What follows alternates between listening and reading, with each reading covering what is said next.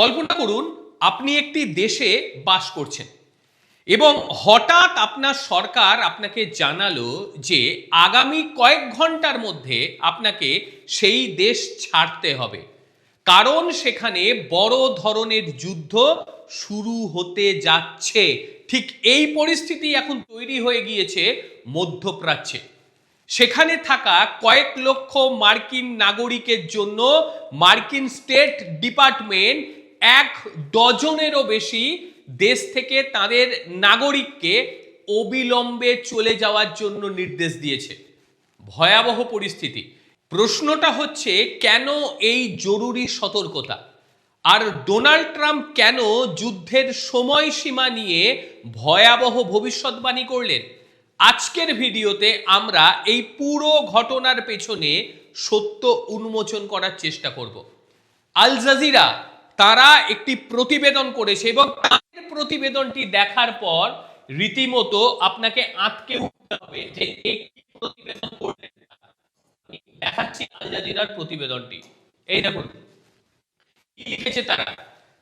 যেটা লিখেছে, আমি এটাকে মোটামুটি তারা যেটা লিখেছে দেখুন, US urges citizen to immediately leave over a dozen Middle East country। ভেবে দেখুন, মানে ডজন, প্রায় ১ ডজন আপনার মিডল ইস্ট কান্ট্রি থেকে তাদের নাগরিকদের সরে যেতে বলেছে। এটা মারাত্মক একটা বিষয়।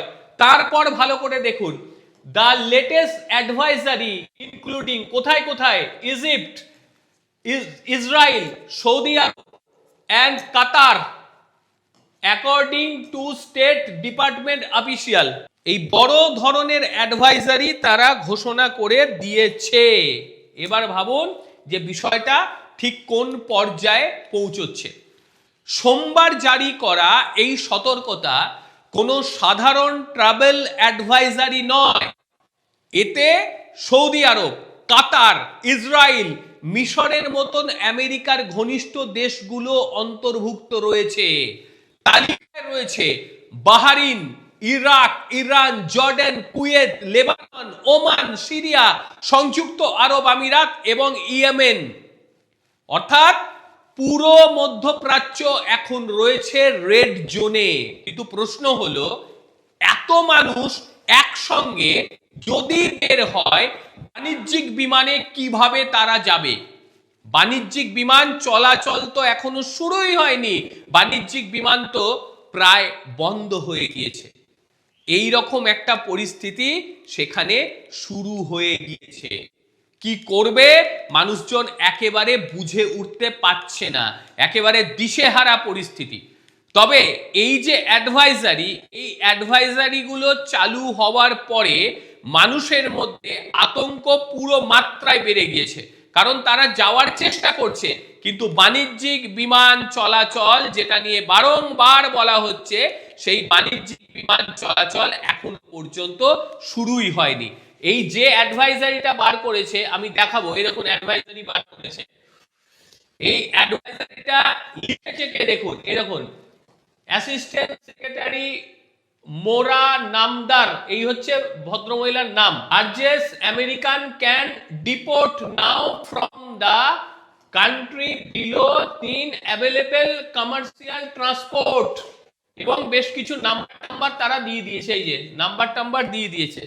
কিন্তু প্রশ্ন যেটা হলো যে এখন পাবলিক ট্রান্সপোর্ট কোথায় রয়েছে, কোথায় পাবলিক ট্রান্সপোর্ট রয়েছে যে তারা যাবে?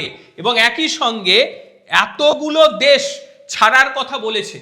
একই সঙ্গে আরেকটা জিনিস দেখুন, এরকম বাহরাইন থেকে বেরিয়ে যেতে বলেছে, ইজিপ্ট থেকে বেরিয়ে যেতে বলেছে, ইরান, ইরাক, ইসরায়েল, এবং একই সঙ্গে ইসরায়েল কোথায় দিয়েছে দেখুন, ওয়েস্ট ব্যাংক এন্ড গাজা, তারপরে হচ্ছে জর্ডান, এবং অপরদিকে দেখুন কুয়েত রয়েছে, লিবানন রয়েছে, ওমান, কাতার, সৌদি আরব, সিরিয়া, ইউনাইটেড আরব আমিরাত, ইয়েমেন। বাকি কোথায় থাকলো? বাকি কোন দেশটা থাকলো বলুন তো? মানে গোটা মধ্যপ্রাচ্য দেশ এখন যুদ্ধের আবহের মধ্যে রয়েছে। মানে এক কথায় তৃতীয় বিশ্বযুদ্ধ প্রায় লেগে গিয়েছে। অন্তত এইটা তার সবচেয়ে বড় প্রমাণ। এতগুলো দেশ, তবে একটা অদ্ভুত বিষয় যেটা আমি খেয়াল করে দেখলাম, মানে এতদিন তাদের অ্যাডভাইজারি তো দেখি, কিন্তু সেই ক্ষেত্রে যেটা অদ্ভুত বিষয় হলো যে স্টেট ডিপার্টমেন্টের কনসুলেট বিষয়ক যিনি সহকারী, একটু আগে আমি নামটা তার বললাম, এই যে অ্যাসিস্ট্যান্ট সেক্রেটারি মোরা নামদার, এই ভদ্র মহিলা, ইনি যেভাবে এক্সে পোস্ট করলেন, এটা একটু কেমন লাগলো। সাধারণত স্টেট ডিপার্টমেন্টের একটি আনুষ্ঠানিক প্রোটোকল থাকে, সেই আনুষ্ঠানিক প্রোটোকল দিয়ে তারা সোশ্যাল মিডিয়ায় পোস্ট করে, কিন্তু এই ক্ষেত্রে বিষয়টি অদ্ভুত লাগলো। হতে পারে যে ভয়াবহ কোনো বিষয় হতে চলেছে, খুব তাড়াতাড়ি হামলা হয়ে যেতে পারে এমনটা মনে করছে আমেরিকানরা, সেই জন্যই তাড়াতাড়ি করে এটা করেছে। অথবা আমেরিকার প্রশাসনের এই মুহূর্তে একটা বিশৃঙ্খলা চলছে, যে কারণে এইভাবে সোশ্যাল মিডিয়ায় তারা পোস্ট করেছে।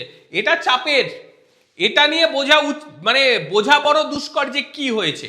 মানে উত্তেজনা মূলত গত শনিবার থেকে হয়েছে, জানেন আপনারা, যেখানে মার্কিন বাহিনী এবং ইসরায়েলি বাহিনী তারা এবং ইরানের উপরে হামলা করে খামেনিকে শেষ করে দিয়েছে। তারপর থেকেই কিন্তু প্রতিশোধ নেওয়ার জন্য ইরান লেগে গিয়েছে, কারণ তেহরান চুপ করে বসে নেই, পুরো অঞ্চলে সে পাল্টা হামলা চালাচ্ছে। ইতিমধ্যেই জর্ডানের আম্মানে মার্কিন দূতাবাসের যে কর্মীরা ছিল তারা সেই দূতাবাস ছেড়ে পালিয়ে গিয়েছে, ভবনে আর তারা কেউ ভয়ে থাকছে না।